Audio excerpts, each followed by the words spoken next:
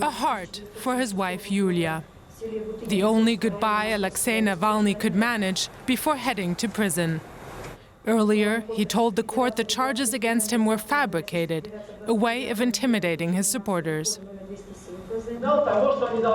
All of these officers and this cage, it's not a show of strength. It shows their weakness. They are weak. And they cannot jail thousands or even millions of people. Outside, the cavalry arrived early.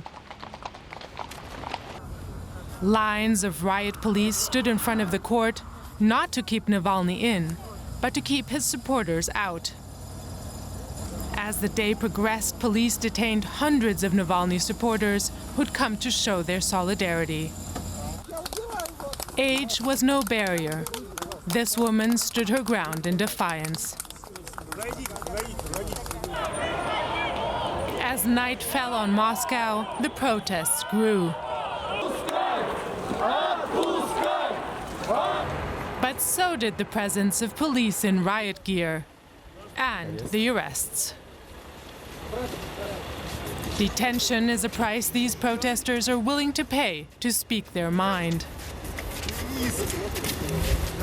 I don't want my children to grow up in the same conditions I did. Alexei is trying to do something at least. Navalny has just been wrongly convicted. The country will never be free if the authorities and the courts behave like this. It looks like they will soon start beating us with their batons again, but we came out so that our children won't be beaten with batons in the future. Soon enough, the police proved him right. Their batons directed indiscriminately at anyone in the crowd. Navalny's supporters are taking risks in the hope the next generation won't have to. Let's get more now. We are joined by Andreas Nick, a member of the German Bundestag and the governing Conservatives. He heads Germany's delegation to the Parliamentary Assembly of the Council of Europe. Welcome to the program, and thank you so much for joining us. The German government has condemned the jail sentence for Alexei Navalny. Is that enough? It is an important first step. I think we are very concerned, but also very impressed by the courageous way that Russian civil society protests against this development. It shows how much pressure, how much tension is there in Russia. It is a domestic issue in the first place, but it is an issue that has an important impact on all international obligations that Russia has entered to, whether it's in the Council of Europe, in the OSCE, or in other structures. And that is why it is an important element of international obligations and contractual obligations, and that's what we are pursuing. The verdict on which Mr. Navalny was detained again was already rendered obsolete by the European Court of Human Rights a couple of years ago. That is something that the Council of Europe in all its institutional arrangements will have to deal with in the next few weeks. And it is the obvious point of addressing this, because Russia is violating international obligations that the Russian Federation has entered into. Okay.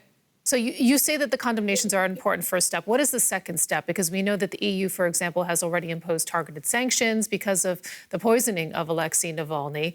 So what should come next? And, you know, if the second step is sanctions, in your opinion, can they really make a difference?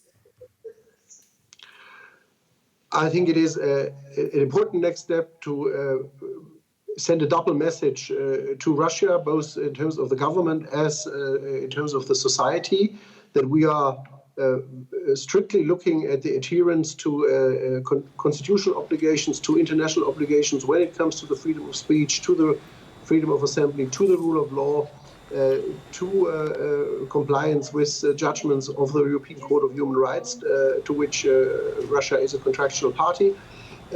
But that at the same, we are considering all options to increasing the pressure and make clear also to the Russian leadership that there is a price to be paid, that there is a cost to this behavior. And this is going to unfold over the next couple of weeks. Should one of those costs be gas exports? Because earlier this week, France's European Affairs Minister renewed pressure on Germany to stop the Nord Stream 2 gas pipeline project. It, of course, is scheduled to bring Russian gas to Germany. They're saying that this should be a response. The canceling of the project should be a response to the Navalny case. Does Germany need to seriously consider doing more in order to pull this project? I think we should narrow this discussion to the completion of the construction of Nord Stream 2. I think if we are considering the whole set of options, we should be talking about asset freezes, we should be talking about travel bans, and we could have a very serious and honest debate about energy relationships of everyone with Russia in this context. But I think for this debate to be honest and meaningful, I think everything has to be on the table. It is not about bilateralizing this into a German-Russian issue. Then we need to talk about $30 billion of U.S. oil purchases of crude oil from Russia. We will also need to talk about gas imports in Central and Eastern Europe. I think to bilateralize it and to just talk about one specific issue, I think is not meaningful. It's just abusing the Navalny case for certain political and commercial interests. There are some in your party, and I'd just like to bring in a quote right now from Norbert Röttgen, for example, who's, as you know, has been quite vocal on this issue. He's said that going ahead with the Nord Stream 2 project would, and I'm quoting here, be the ultimate confirmation for Vladimir Putin that he is pursuing exactly the right policy because the West is doing nothing, at least in the areas that interest him. I mean, what message does it send to Putin that if this project does indeed go ahead, that he can silence his critics and there will be no real consequences? No, that's not what I said. I think there's always been a significant skepticism towards this project in my own party. There are different views from the economic and from the foreign policy side. And I was never arguing for this project at the outset, but we have to see where we are just briefly before completion of a construction for which all permits are in place. This would probably trigger billions of dollars in damage payments. I'm not sure we should be wanting that to trigger. But if we are talking about putting a freeze of oil and gas purchases from Russia altogether in the West, we will probably have a serious conversation on that. But we should not allow that to be just being bilateralized. And I think if you go back to a very smart analysis that Secretary of State Blinken has written more than 30 years ago about a former dispute on gas imports from Siberia. I think we could have a good basis with the new US administration to come to common ground in addressing that. But I think we should not only talk about this commercial aspect, we should make absolutely clear Russia is not in compliance with its obligations under international law, under its membership in the Council of Europe and the OSCE, and we need to see that we exert maximum pressure and use all the instruments available in these institutions to improve the situation of those in Russia, Mr. Navalny and the protesters detained and those protesting in the streets. We thank you so much for joining us this morning to share that view. Andreas Nick, member of the German Bundestag and the governing Conservatives, also head of Germany's delegation to the Parliamentary Assembly of the Council of Europe. We appreciate it. Thank you.